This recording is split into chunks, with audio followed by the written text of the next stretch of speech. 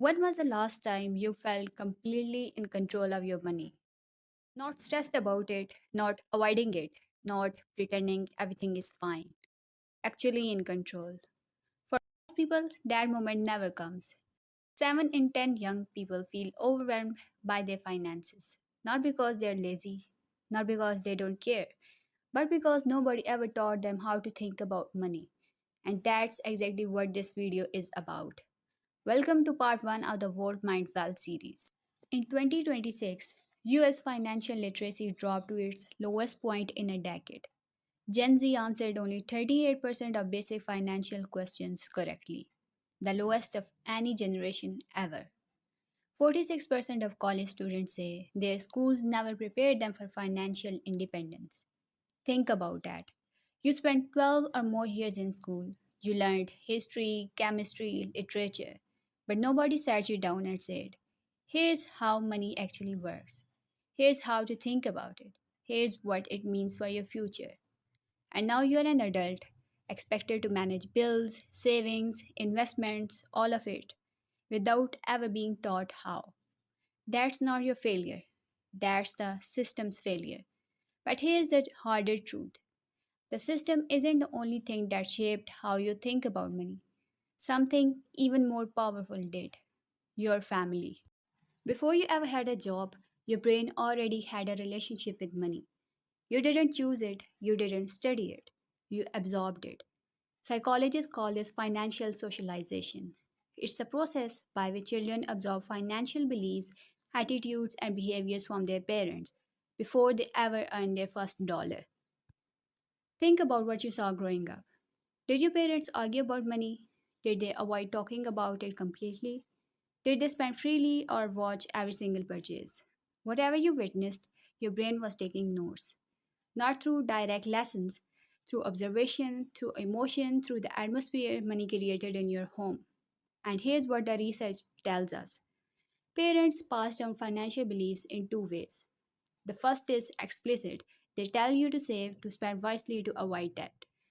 The second is implicit. You watch how they actually behave with money. And the implicit always wins. Because children don't learn what their parents say about money. They learn what their parents do with money. And those observations made before you were 10 years old are still running your finances today.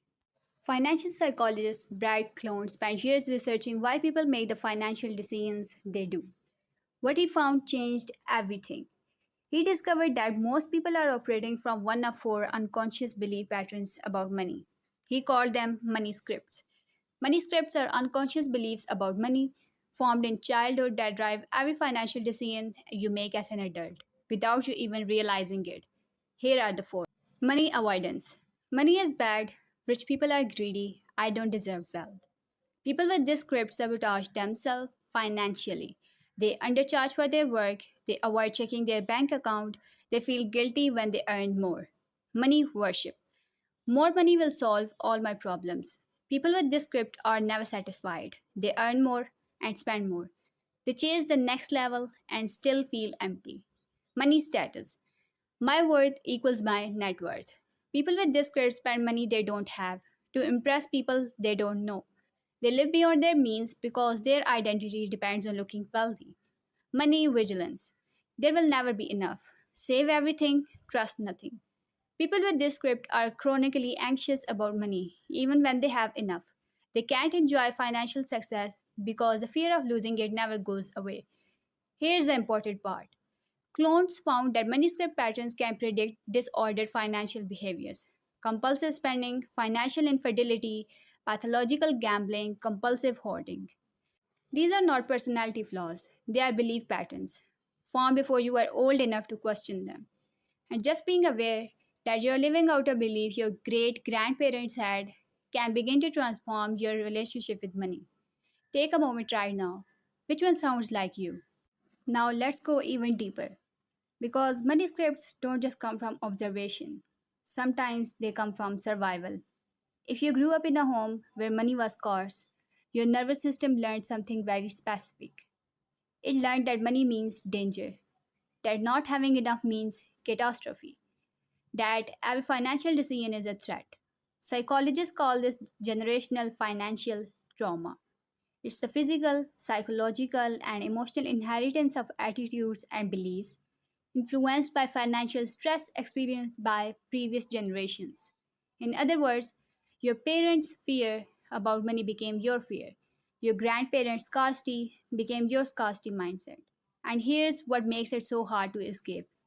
You don't need to have experienced the original hardship yourself. The fear travels through generations, through behavior, through language, through the emotional atmosphere around money in your home. If you grew up hearing we can't afford that, your nervous system learned to associate money with danger. That's not weakness, that's survival. Your brain was protecting you. But now that protection is keeping you stuck. Because the world has changed, the circumstances may have changed, but the nervous system response hasn't. And until you understand where it came from, you can't change where it's taking you. Now, here's the part that will make everything click. A study by Credit Karma found that 43% of Gen Z feel chronically broke, even when their finances are actually stable. 43%.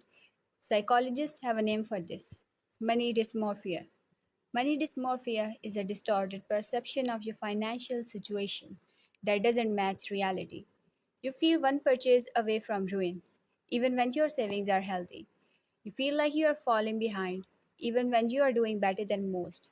And 95% of people with money dysmorphia say it's actively hurting their financial decisions. Think about what that means.